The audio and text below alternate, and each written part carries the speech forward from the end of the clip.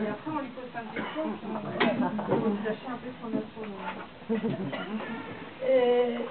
Je ne sais pas comment commencer, mais je peux dire clairement que je partage votre deuil.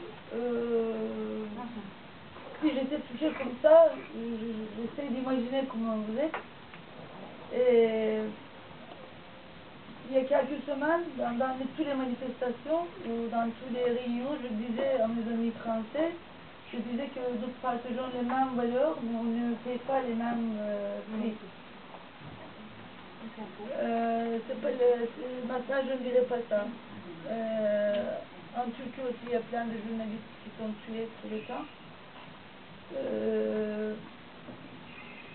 Mais ça m'a fait rappeler le jour même, il y a 4 jours, l'assassinat de Hrant Dink en Turquie. Ça m'a rappelé plein de choses. Il y avait une massacre des intellectuels, plutôt à Lévis, à Sivas, en 1993. Et c'était une manifestation, un festival, et tous les intellectuels, les journalistes, les chanteurs, etc. étaient dans un hôtel, et les islamistes sont venus, ils les ont brûlés. Et les gens sont brûlés là-bas. Et à partir de 1993, le mouvement Alevi est devenu plus politique en Turquie, mais ce deuil n'a pas encore passé parce que c'était des chanteurs. Surtout, il y avait des troubadours, par exemple, des écrivains, des poètes très connus, très nationaux, que tout le monde était grandi avec leurs poèmes, avec leurs chansons. Et comme ça, ils avaient brûlé notre jeunesse, ils avaient brûlé notre enfance, c'était très dur. Et je me souviens très bien de cette date. Après, Hrant Dink, c'était le journaliste arménien, c'était un symbole pacifiste en Turquie et qui travaillait dans très divers domaines. Il n'était pas seulement sur l'identité arménienne, il travaillait pour la paix en Turquie, pour la démocratie, etc. Et tout d'un coup, quand on l'a assassiné, tout d'un coup, et le soir, il y avait 101 millions de personnes, milliers de personnes dans les rues d'Istanbul. Et nous étions là, et ce n'était pas une partie, une organisation qui avait fait tout ça.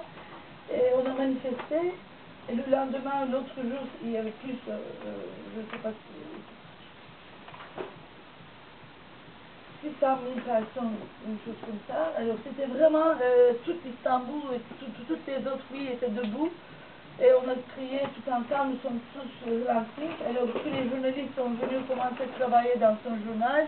Et son journal a commencé à se faire.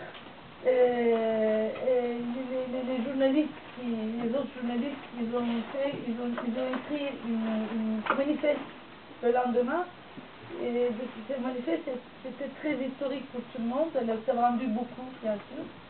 Il disait que nous allons continuer à vivre en Turquie, c'est la Turquie de Hrant, parce que nous avons vu beaucoup de gens autour de nous qui ne nous laissaient pas seuls, parce que ce n'est pas les assassins qui sont propriétaires de cette terre.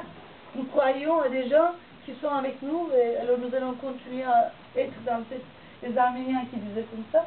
Et c'était fort. Moi j'ai pensé, j'ai appris les chansons de Jean-Pierre Mofran. Ici, quand j'ai entendu, ça m'a fait mal parce que j'ai entendu en Turquie, j'ai grandi avec des chansons nationalistes, ma Turquie, même dans la torture, on te fait écouter dans ces chansons. Et quand j'ai entendu le mot France, j'ai un peu mal au bras qui était cassé dans la torture. Et après, j'ai commencé à écouter les chansons et ils disaient d'autres choses. Ils disaient que mon France, c'est pas les France des abrutis, c'est les France des Renaissances. Alors moi je dis que j'ai ma Turquie, j'ai ma France, etc., etc. Alors c'est ça ma France, je crois. Et ce qui est très important aussi, c'est la solidarité internationale, et de pouvoir lier, parce que je crois qu'on est face à une pieuvre. Et ce pieuvre attaque avec les tentacules, attaque différents gens. Alors quelquefois il tue, quelquefois il torture, quelquefois il met une épée de Damoclès sur la tête. Mais vraiment c'est contre les libertés et contre les justices toutes les valeurs que nous défendons. Et c'est le pouvoir, c'est le rapport, c'est le système de domination, en gros, tout ça. Alors je crois que pour mon cas, si je résume très vite, ils m'ont quitté, ils doivent me quitter, c'est pas étonnant, parce qu'ils n'ont rien à me dire. J'étais dans 16 ans, j'ai été condamnée une fois, seulement une fois, et ce n'étaient pas les juges qui m'avaient jugé. Ils avaient changé avec un coup d'État les juges, alors les nouveaux juges, et le lendemain, après, même la cassation, il a empressé, etc. Mais en général, c'est mon 4e acquittement. Ça ne m'a pas étonné. Et quand les journalistes m'ont posé des questions, j'ai dit je suis habituée aux acquittements, c'est normal. Mais comme une petite fille naïve, je n'attendais pas la peine. Alors mes avocats attendaient parce que c'était normal. En tant qu'une militante politique, en tant que sociologue ou politologue, il faut que j'analyse bien. Mais j'avais besoin d'être une petite fille naïve au moins le jour même. Alors, j'ai pas attendu l'appel. Et après, j'ai senti un peu un coup. Mais le lendemain, j'étais debout, voilà, c'est comme ça. Et j'ai discuté avec mes avocats pour vous informer un peu sur ce qui